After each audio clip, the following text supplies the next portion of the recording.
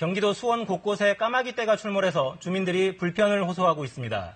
까치 역시 곳곳에서 정전 피해를 일으켜서 포상금까지 걸려 있습니다. 도심 천덕꾸러기로 전락한 새들의 습격 현장, 김병영 기자가 다녀왔습니다.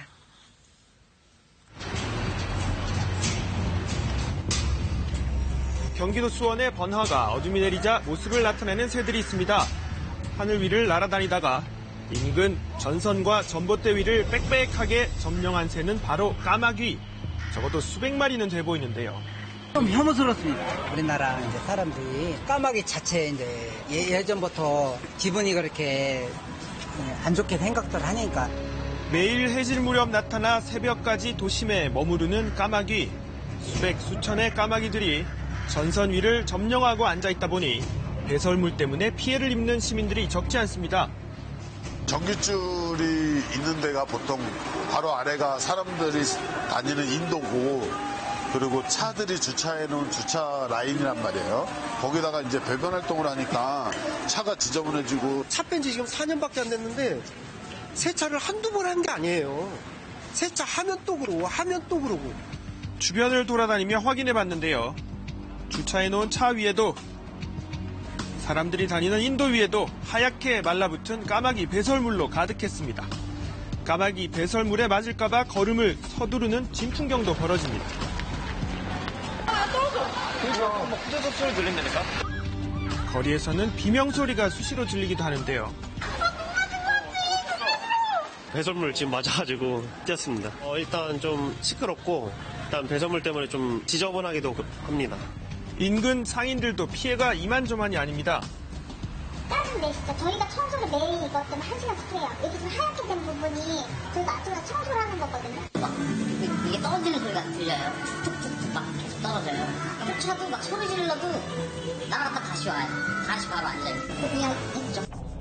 최근에는 안산, 평택 등 인근 도시에서도 까마귀가 출몰하고 있습니다. 아침에 출근하는데 깜짝 놀래가지고 전봇대 위에 많이 있길래 전선에 그래서 찍었어요. 설날 이후부터 본격적으로 나타나기 시작했다는 까마귀. 분변의 흔적이 여기저기 남아있는데요. 모든 차량들이 이 새 분비물로 인해 가지고 상당히 많이 오염이 되고 더러워지고 가게 앞에 차들을 못 댈 정도로 많이 오다 보니까 조금 이런 타격을 받아요. 시베리아에서 날아와 울산 등 남부 지역에서 겨울을 나고 떠났던 대표적인 겨울철새 떼까마귀. 그런데 3년 전부터는 수원 일대에 머물고 있는데요. 그 이유가 뭘까요? 농경지에서 먹이를 구하고 잠을 자러 도심지 와요. 도심지 와서 들어와서 잠을 자는 이유가 건물에 의해서 이 바람을 피할 수 있는 그 여건이 되고 전봇대이기 때문에 이 바람에 흔들리지 않아요. 밤에 비치는 그 조명 이것도 이들이 좋아하는 한 가지 원인이 아닌가 싶어요. 수원시청에서는 매일 저녁 순찰을 돌며 레이저를 이용해 까마귀떼를 쫓지만 그때뿐이라고 합니다. 저희가 그 레이저 장비가 있거든요. 그걸로 일단 걔네들을 쫓아내고 있고요. 그때만 있다가 다시 이제 오고 있어서 쫓아버리는 거는 조금 한계가 있어요. 사람들에게 해를 끼치는 이른바 민폐. 새들은 떼까마귀뿐만이 아닙니다. 자영업자인 김진아 씨는 매일 오전마다 새를 잡으러 다닙니다.